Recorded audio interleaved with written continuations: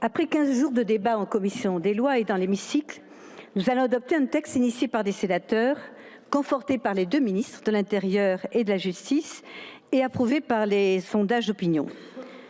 Pourtant, dans cette enceinte, la bataille a fait rage. Entre l'aile gauche, invoquant pour s'y opposer les libertés publiques, alors que la sécurité est la première des libertés, et l'aile droite, soucieuse de protéger la société et nos enfants de ce cancer de la drogue, mais également soucieuse d'enrayer l'appropriation de notre territoire par des réseaux mafieux, sans scrupules et d'une violence extrême. Oui, la bataille a fait rage entre les tenants d'une bienveillance angélique qui a conduit souvent au laxisme et les tenants de la sécurité partout en France et d'une justice ferme. Tout nous a séparés au cours de ce débat. Pour exemple, le statut des repentis, rebaptisés collaborateurs de justice, et leur nécessaire anonymat, auquel la gauche a opposé les droits de la défense.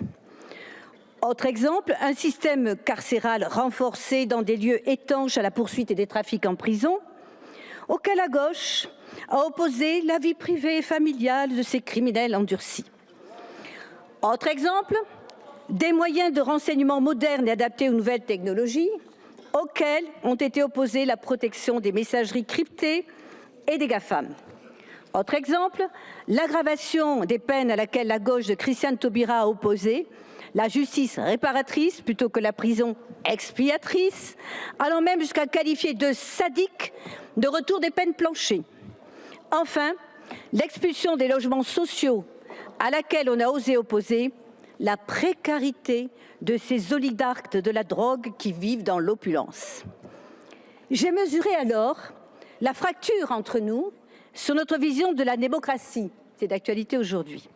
La démocratie, le moins mauvais de tous les systèmes, comme le disait Winston Churchill, mais aussi le plus fragile face au terrorisme et face à la criminalité organisée.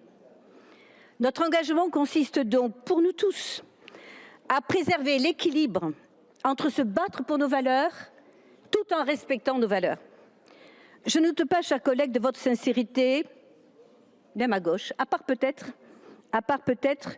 quelques-uns une poignée, prompts à vouloir par la véhémence de leurs propos plaire à un certain électorat. Certains même ont invité les philosophes grecs dans le débat, sans les avoir manifestement compris. Oui, Madame Martin, Protagoras, dans sa formule fameuse « l'homme est la mesure de toute chose », considérait ainsi qu'il n'existe pas de vérité absolue, et il a été, comme d'autres sophistes, le précurseur du pluralisme et des premières formes de la pensée critique. Une forme de tolérance qui vous échappe aujourd'hui. Je m'interroge donc sur les objectifs que vous poursuivez. Je m'interroge sur votre manque de lucidité sur les dangers auxquels notre pays est confronté. Mesurez-vous les liens incontestables entre ce narcotrafic et une immigration dévoyée, entre ces réseaux mafieux et l'entrisme des frères musulmans, tous unis pour s'approprier des pans entiers de notre territoire. Au groupe EDR, par contre, nous avons choisi l'action, la volonté d'agir avec pragmatisme, la volonté de se battre contre ce fléau, la volonté de rétablir la justice et de protéger les plus faibles. C'est pourquoi nous n'avons pas plié, malgré des insuffisances criantes, car ce texte évidemment est incomplet, il ne va pas assez loin.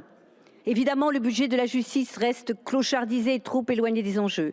Évidemment, les moyens matériels de nos forces de l'ordre restent insuffisants. Évidemment, ce texte ne s'attaque pas assez aux consommateurs, alors que la demande est la clé de voûte du trafic des stupéfiants. Évidemment, nous voulons faire de la drogue un tabou national, car elle détruit des vies et notre État. Ce texte ne prend pas en compte aussi nos propositions sur les amendes forfaitaires délictuelles et l'aggravation des peines pour les consommateurs. Néanmoins, et en responsabilité, nous avons soutenu ce texte jusqu'au bout, sans considération politicienne. C'est pourquoi nous le voterons pour la justice, pour la France et son avenir. Contre le chaos, nous serons toujours là.